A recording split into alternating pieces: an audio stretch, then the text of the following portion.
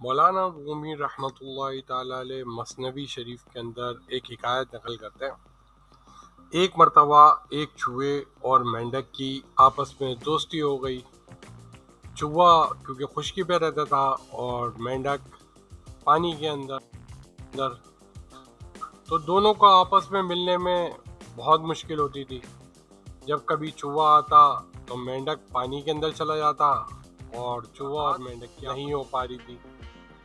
तो दोनों ने एक दिन ये फैसला किया कि जिस वक्त मेंढक खाना खा रहा था उस वक्त चूहा वहां पहुंचा और कहा, क्यों ना हम दोनों अपने पैर में एक रस्सी को बांध लें ताकि मिलने में आसानी हो। दोनों में इस बात पर फैसला हुआ और दोनों अपने अपने मिलने के बाद घर को चले गए।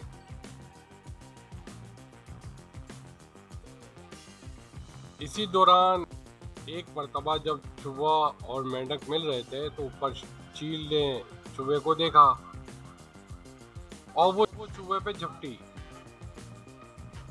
और चूहे को उठा कर ले गई। क्योंकि रस्सी बनी होने के सबब मेंढक भी चूहे के साथ हो लिया। तो मौलाना रूम यहाँ ये समझाने की कोशिश कर रहे हैं कि जो सोहबत होती है वो अपने जैसों में होनी चाहिए।